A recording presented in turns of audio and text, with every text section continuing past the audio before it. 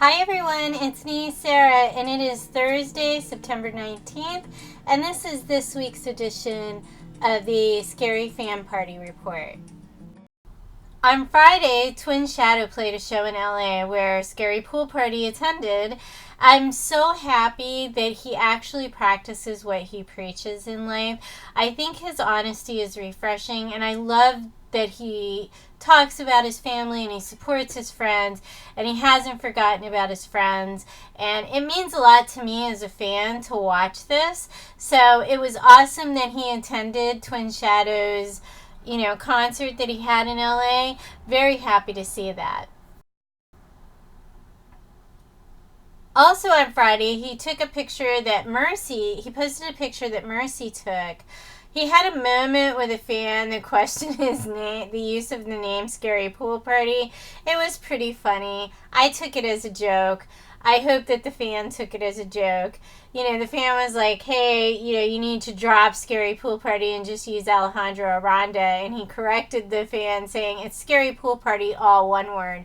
It was funny. The fans cheered. It was a moment. I loved it. On Friday, he posted another pic of him standing in a bunch of trees. He likes pictures of trees and water. It seems to be a thing with him. But the big news was he talked about the album, which caused so much happiness in the Alaverse. Although he did say that the album was going to be very heavy with classical influences, which is awesome. I can't wait to hear it. It is always a mystery with him, so who knows what's going to be on the album. I'm happy to say that, he posted again later in the week about the album and how well it was going, and that was good to hear. Later that day, he also posted a pic that was taken by Bex with a very sweet message to her. I thought it was really nice. He's super supportive of his friends, and I think that this is a great thing again. I think he's starting to be a little more open about his life, at least as far as he can. With this much fame, it's really, really hard for him, I'm sure, to open up a lot because, I think he's trying to protect the people in his life from crazy fans, and honestly at this point I don't blame him. So then came the controversial part of the weekend. He posted about not needing money or fame. Needless to say that people in the Alaverse did not receive this well. It's easy to forget that he's 25. It's also easy to forget that it's been 5 months. This has been a huge adjustment. An adjustment, by the way, that does not happen overnight for most stars. They get a lot of years of dealing with a gradual increase in their fan base before they break big. And for him, it kind of happened overnight. It's a lot to deal with. Fame clearly isn't everything. I've said that before and I'll say it again. There are contracts, there are obligations, not to mention the immense pressure every single day of your life to put out something to satisfy the fans and to make money. And it does become a numbers game. And I think he's struggling with the difference between art and fame because, he has been an artist. He has always been an artist. I think that that's close to his heart. It's what he cares about. He doesn't care about the fame or the money. He wants to make things that he's proud of. Obviously, he was struggling with something, and, he put that on Instagram. I'm all about his honesty. I do think that the fans are taking the honesty a little hard, and that's difficult to see. And it's not any fault of his. He's just an honest guy. I think that he shows his emotions. It's actually something that I really enjoy about him, is that he doesn't have pretenses all the time. However, I do think that people kind of reacted badly to this, and I'm going to get to why in a second. But we also have to remember that people that are artists and people that are in particular geniuses, and I honestly believe that he is, tend to have personalities that are temperamental. So it's not a shock that he's temperamental. He's not in this for the money, and until people realize that and stop putting expectations on him, I think that he is going to struggle with this. So if you want a top 40 artist, there are plenty of people out there that will satisfy the acoustic side of you. It's becoming disheartening to me to see the response to his honesty on social media. And granted, some of it I would say he actually does need to talk to his marketing team about, because there are things that they can do to help mitigate some of the responses that he's getting. However, the responses sometimes, to me, are devastating. And next, we're going to get to the next post he posted on his Instagram.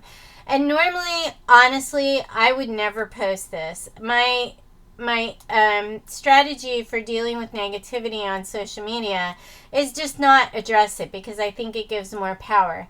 However, I want to say, in no uncertain terms, this is unacceptable. It's not just unacceptable for Alejandro because he's an artist and because he's emotional. It is unacceptable as a human. This crossed a huge line for me, and it reminded me again about how negative social media can be. I deal with social media every day, and for the last 5 months I've been in this kind of bubble with Alejandro where we're in the groups and everything is positive and loving, and then I don't really pay attention to the negative comments on his Instagram and YouTube. However, this just shook me to my core, and I'm not gonna lie, I was absolutely upset and crying over somebody saying this. The need to hurt somebody publicly, and not only hurt them, but include a racial slur, is just unacceptable for being a human. You should be grateful that he had the foresight not to post your name, because while some of us would have just rolled our eyes at you, some fans of his, and he still has 730,000 fans, some of them would have gone to the ends of the earth to make sure you know just how fucked up this was to say to somebody. It's all love, and honestly, I'm not angry with you. I just feel sorry for you that you live in a world where you think that this kind of talk to anyone is appropriate. And that's the last thing I'm going to say about it. He followed this up with what looked like a practice for the fall tour with the entire band. I'm so excited. I think it's going to be so beyond what anybody is expecting, and I can't wait no matter what it is. He did take this down and reposted it a while later, so I'm not sure what was going on with that, but it was pretty much the same exact practice. DK the drummer shaking the camera, which actually was kind of a cool effect. I liked it. I don't know. How'd you guys feel about it? His new profile pic also caused a bit of a stir, and fans were hard at work trying to figure out what the symbolism of the latest pics and profile pics were. To me, it looks like a volcano, and that's kind of symbolic and kind of fits with the weekend, which was, to say the least, very explosive. The post got increasingly lighter as the weekend went on, and thank God. I think we all really need a reprieve from the drama.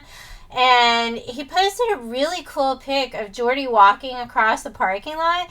Kind of had a Beatles vibe to me. Remember the one with the street and they're walking across the street? I don't know why, but it just really, really reminded me of that. I also think the Beatles were way ahead of their time, and he, has that genius vibe to me that Paul McCartney has. So following that, he started posting a couple of songs, and the next morning he posted an interesting version of 10 Years. Well, I'm all about getting any kind of new music from him that I can. I will say I like the current version better, but this version was kind of trippy throughout, and I kind of liked it. It did really well on YouTube as well. It has like 25,000 hits already, which is almost tied with some that have been up there for years. So it was, people must like it. He followed that up with a post about his family. I always love when he does posts like this. It makes me happy from a human perspective. And it's also reminding me to spend more time with my family and friends.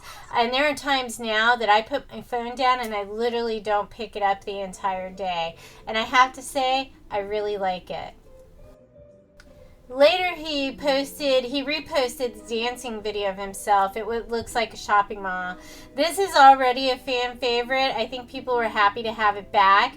And at this point, we need some happy, goofy Alejandro. His dances are kind of legendary in a I am really trying hard not to dance well kind of way. So he has a lot of dance videos out there. They're fun. I like seeing the side of him. And it was nice after the weekend to see that. He posted another flashback Insta, and this one is also one of my favorites. It was on his old Instagram before he cleared it out the first time. Shortly after that, it came out that someone had stolen his music and was trying to sell it as their own music, which is why he cleared out his Instagram. I did write his management at one point, and I said, you really need to try to protect his identity because it was very inconsistent at one time. They are doing a much better job about it now. I'm glad that they caught it. I think that this is going to happen more and more as he puts more music out, and I think, the downside of that is the copyright restrictions. But you have to expect that as fans. I know it kind of sucks that we can't make our cute little videos all the time, but I would much rather his music be protected than us to have access to everything. And I still think we have access to, the Insta Lives. We have access to some of the YouTube songs. So, just try to take it in stride and not get upset when he's trying to crack down because he really, really needs to do that as an artist.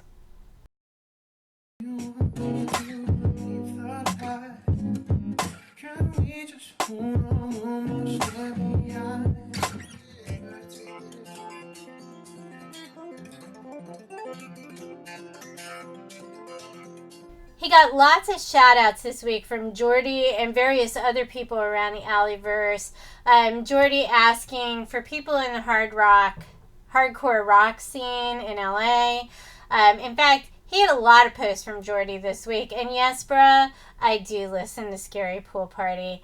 I finally had someone ask me what type of music I listened to this week, and I got to say Scary Pool Party. That's all I listened to. And in fact, the guy at the radio station was like, I've never seen anybody get so happy talking about an artist. And I'm like, he's just different. And I hope that he's a fan now. So we'll see. He did take some fan pictures this week. There were several out there on Instagram and Facebook.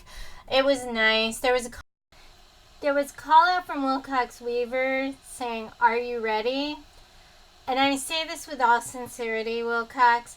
I am so ready.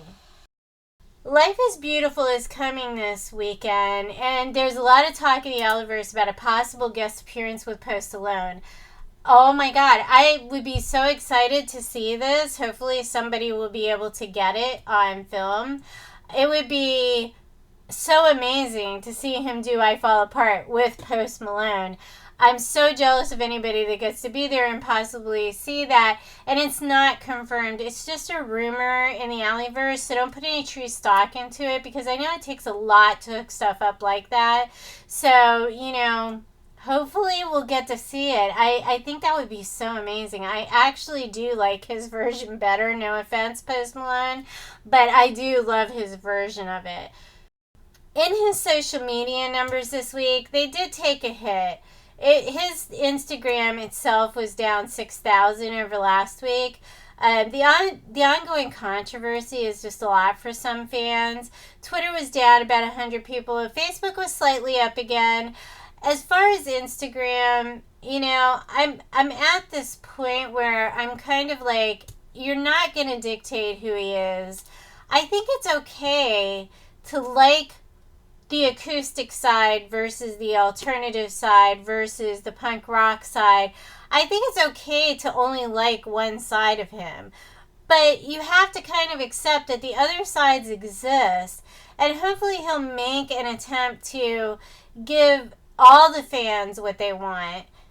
Do some of the alternative, do some of the acoustic, and do some of the punk rock, hardcore stuff that he obviously wants to do.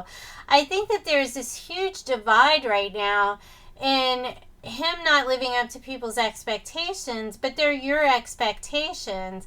He's always been pretty upfront about the fact that he doesn't want to be in one genre. And while I do think that he has been focusing especially on the alternative side, I do think that all these other things are still there. So I think it's okay to say, hey, I'm a fan of Alejandro's acoustic music. And he is doing an acoustic set at Life is Beautiful. So, and I was happy to see that, because I think it'll mean a lot to the fans that haven't gotten to see that side of him in a while. And maybe he needed a break from it after Idol. That's all he did on Idol. So, I don't know. I'm kind of like, I want people to just be okay with where he's at, because I don't think we're going to change him, and I think that all of these different types of music really speak to him. So, as far as YouTube this week, it stayed the same, but they changed the detail of the numbers, so you can't really see exactly how many followers he got this week. But it probably was slightly up. Tonight was the biggest gainer with about 9,000 views.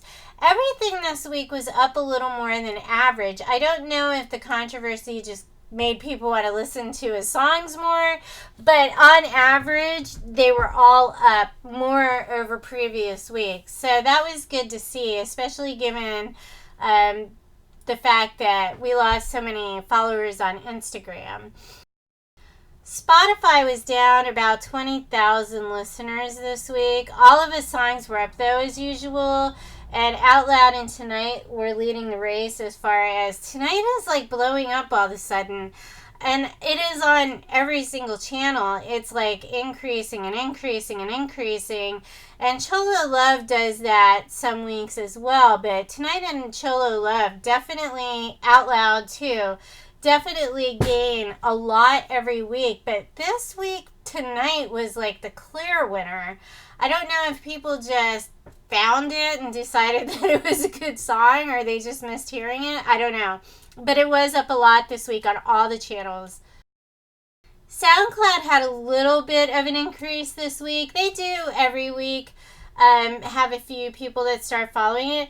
It was interesting this week, though, also on SoundCloud, which tends to be one of the lower channels. It has more of his alternative music, but it does also have Cholo Love and Tonight and all of those songs. But it was up, the songs themselves were up a little more. These songs in particular usually stay the same week to week. Like, they'll gain 400 every week, and they'll gain 500 every week. Like, so, and you can pretty much count on it. I mean, I can count the consistencies. When I see something different, it's like really different. And this week was really different. Things were up all over the place, except for Instagram, which was really down. So that's good to see. I'm glad that it hasn't affected him. Hopefully, we'll get into that area where we're starting to gain more followers and not lose quite so many of them. And I would like to see that. I don't think that this week was due totally to the bots. I think you could attribute it. It was slowing down before all the controversy in the homie. It was slowing down to about 1,000 to 1,500 a week, like clockwork. So you could probably attribute that to the bots. When there's some kind of controversy and you have fans departing by the thousands, that's probably due to the controversy. So, and people just, don't want to deal with that, and that's fine. This week was different for us, and I think the true diehard fans are always going to be here. We'll stick it out with you, Scary. So, we're here for life, and I think I talk to a lot of people that say that, and they all say the same thing. I'm a fan for life.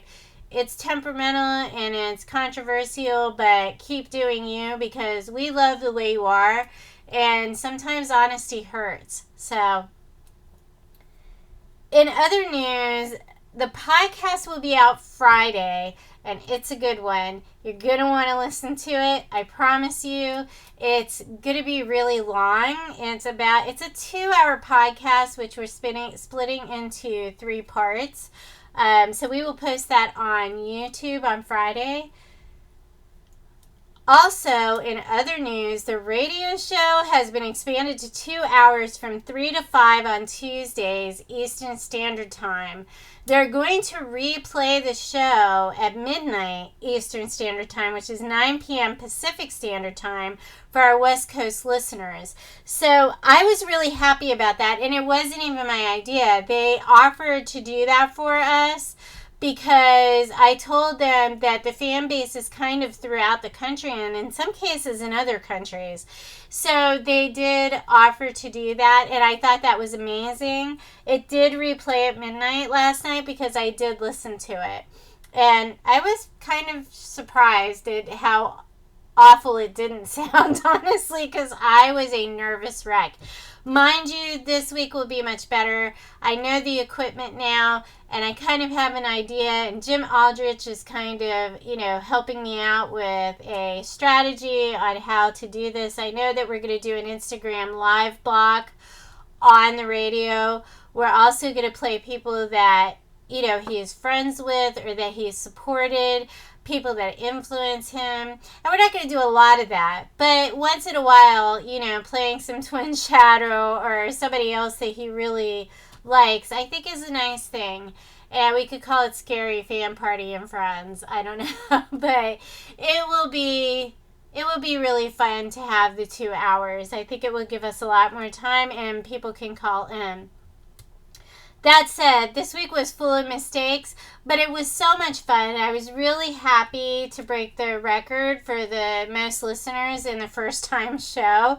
In fact, I kind of shattered the record for the most listeners, second most listeners ever, I think. So I'm not sure, but I really appreciate it. I hope you guys continue to tune in because that will keep us on the air and able to play his music, which I really want to do. And they're considering, I have to talk to the management, but we're trying to get a live show for his Philadelphia show because I'll be here, and I was either going to record the show, but hopefully we can do a live show. I think that would be amazing. And it would be all fan base because I'll be in line at that point. So if we could somehow do a live broadcast, I think that'll be really, really fun. And I'm looking forward to it. It also goes with something that we're working on currently, which I hope to talk about this next week. So that's it for this week. We do have the drawing coming up on scaryFANparty on Facebook for the water bottle, which is super, super cool. I want to encourage you to check out our sister groups, which are Scary Pool Party Worldwide, which is run by Jim Aldrich and Katie Kern and Aaron. And they're great people. I love that group. It's one of my favorite groups. And our other sister group is the official Alejandro Aranda fan club, which is one of the big fan clubs on Facebook. We're all in the same clubs. It doesn't really matter. But, you get a broader base and, join us on Facebook because there's a lot of good discussion about him. I think the group moderators work really, really well together. We try to support each other. And I think for the most part, the fans in the groups really support him and they support each other. So I just want to say for me, I really appreciate the positivity, and I was really reminded of the positivity and love that we have for each other in this community. And I think it goes without saying when he said last week about let's build a community. Honey, the community's already here. We're just waiting for you. We love each other already, and we love you, and we're willing to do the work to spread the message of love. And that's really all I have to say today. I hope you guys have a great week. Take care of yourselves, do some good in the world, and love each other. Peace out. Bye.